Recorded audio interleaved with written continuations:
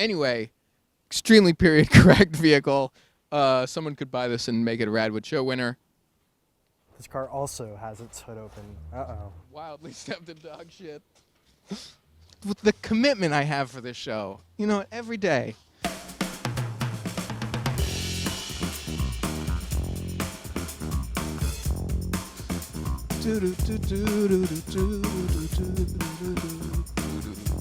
Hello and welcome to Car Spotting. This is the worst walking tour of New York City, run by a complete moron who's not from here. We are in Greenpoint, a very interesting neighborhood, which explains why I am wearing a backpack, because we're absolutely nowhere near the Jalopnik office, and it's very difficult to get here. We're on the northern end of Brooklyn, but it's a very interesting neighborhood filled with really interesting cars, and also a lot of really good Polish bakeries. So I picked up a mysterious confection, which I will probably have some, and then let's hit the road. There's some interesting cars already right here.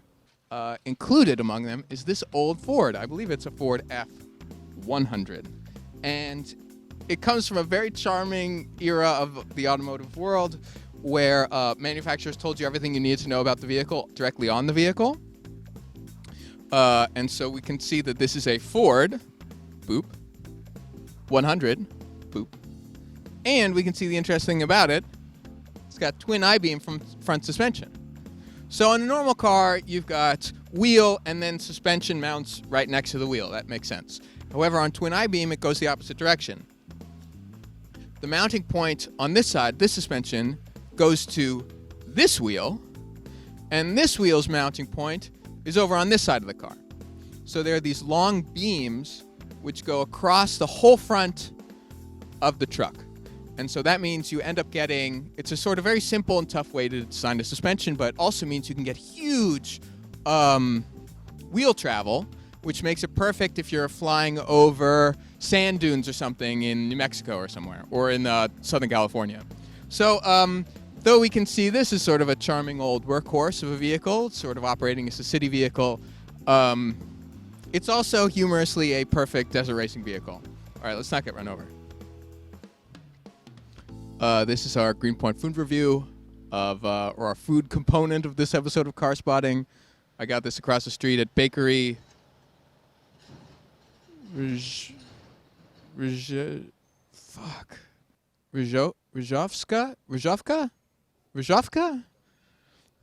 I'm sorry. Polish people, please correct me. If JF Musial is watching, please kick my ass later.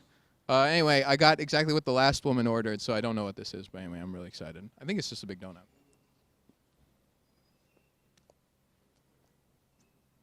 Bread. It's just a big donut. Ooh, and plum. Anyway, so I remember coming here when I first moved to New York in like the early 2000s, really late 2000s.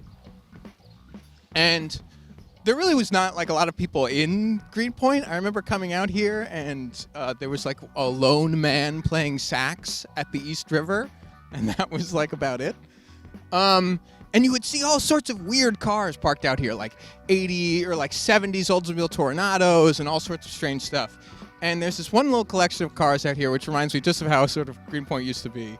And it's a little street parked 80s car collection. So let's take in the very first one. It's a BMW E28 5 Series with an alien skeleton in the back of some kind. This was the 5 Series of the 80s.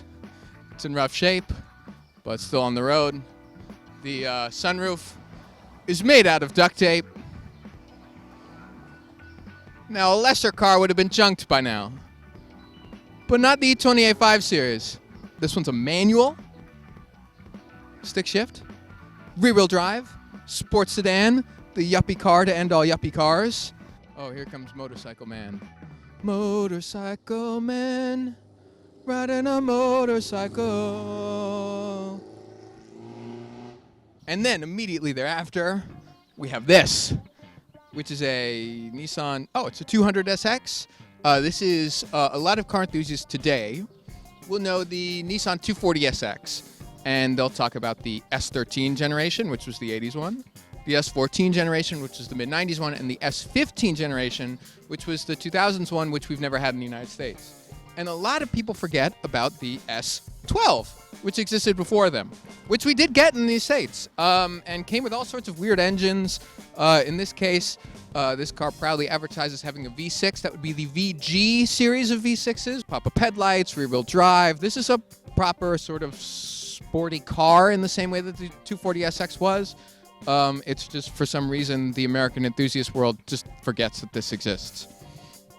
Also, look at this. A fellow car of the 80s. Look at these friggin' flares. Look at this body kit. This is a Mark I Golf Cabrio. They made these from the 70s for like a gazillion years. I don't know if they made them until 91 or just the very late 80s. Anyway, come look at this. If you can get close, look at these little guys we've got. This thing used to be bestickered and set up with some sort of weird pattern on it. Anyway, extremely period correct vehicle. Someone could buy this and make it a Radwood Show winner. This car also has its hood open. Uh-oh. Wildly stepped in dog shit.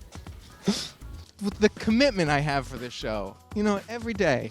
Welcome to New York, y'all. You want to do art here? You step through shit. You suffer for your art. How can you pass up looking at a classic Buick Roadmaster, which is in fact a collector's edition, which it says on the hood ornament, this being one of sort of the final hood ornament cars. This is of the whale, beached whale generation of full-sized GM cars like the Chevrolet Caprice. These were the final, I guess it was the B-body. So the Ford Crown Victoria kept going with the Panther platform, but this was sort of the end of the line for GM's body-on-frame cars. But basically, it's built like a truck. So people can appreciate that it's like truck capability. You can tow with the living daylights out of these things, but in a car package, or in this case, a wagon package. A way that a lot of people talk about Greenpoint is its industrial history.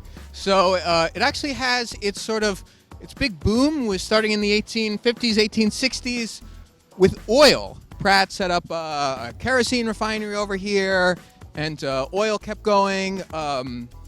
There was just tons of manufacturing, and that quickly led to, unsurprisingly, huge amounts of pollution.